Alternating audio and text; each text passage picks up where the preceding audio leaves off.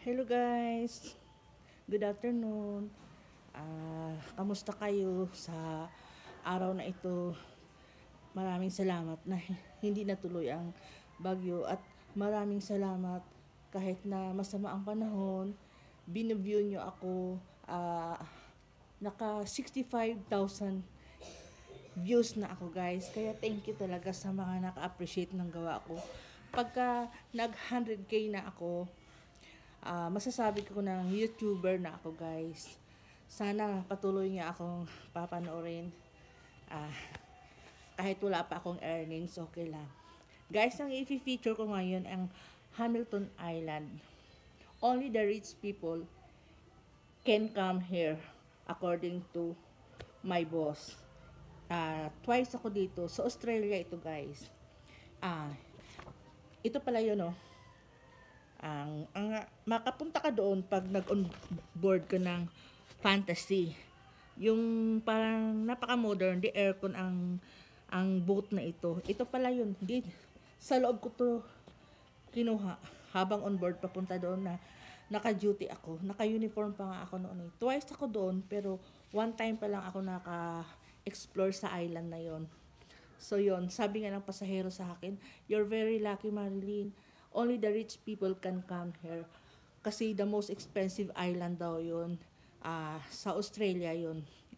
Para siyang Bora Bora sa French Polynesia na narating ko rin twice. Yung mga Kardashian pumunta doon. Kaya sumikat yung Bora Bora sa French Polynesia. Ayan guys, so yung cup may pangalan na Fantasy. Marami akong souvenir sa Australia kasi halos naikot namin ang buong Australia. Only hindi ako explore sa Blue Mountain. Yung Blue Mountain pala, sikat yun guys. Malayo yan sa Sydney. Pagka nandoon ka raw, blue ang kulay ng mountain. Ito pala yung isa sa mga souvenirs ko, cups ko. Tsaka yung mga, na-miss ko doon yung koala na nasa loob ng, museum lang, nasa likuran ko lang.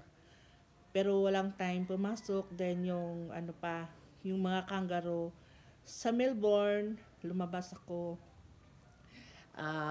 Nagpadala ako ng pera noon sa kuya ko. Then sa Brisbane, lumabas kami ng crew. Surely partner ko na si Annabelle from Bataan na taga-bar. Hi Annabelle, kung saan ka man ngayon. Sa dami nating pinagsamahan. Sa Brazil, lumabas din tayo. Sa Cartagena, lumabas din tayo. Sa Kemi, Finland, kumain tayo. Nag-travel tayo ng 2 hours. Nakita ko yung mga pictures nating dalawa dito. Nawa na na-update mo rin ako kung saan ka man ngayon. Alam ko na sa German ship ka na ngayon. Si Annabelle kasi, she was one of my, talaga, yung partner sa shore leave. Sa Croatia, lumabas din kami. Marami kaming pinagsamahan ni Annabelle. So, yung mga na-miss ko doon, yung pumunta na kami ng Sydney Tower, sasakay sana ako, kaya lang naalala ko may duty ako, nagtatakbo ako pabalik ng barko. So yun guys, ang Hamilton, isa sa mga lifetime memories ko.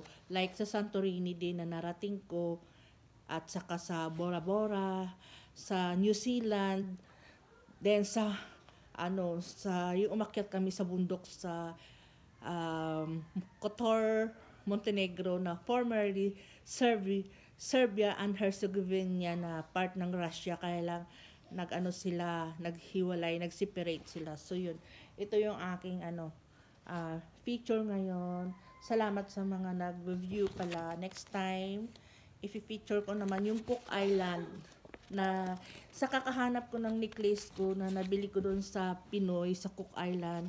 Yung mga souvenir lang ba? Pearl daw na tunay yun eh. Pero hindi ko makita. Ganito ang nakita ko. Okay. Nawa, enjoy din kayo sa kapanood ng aking mga videos guys. At saka sa nag-subscribe sa akin from 0 to almost 100 na. Nawa, it's still growing. Okay. Good noon.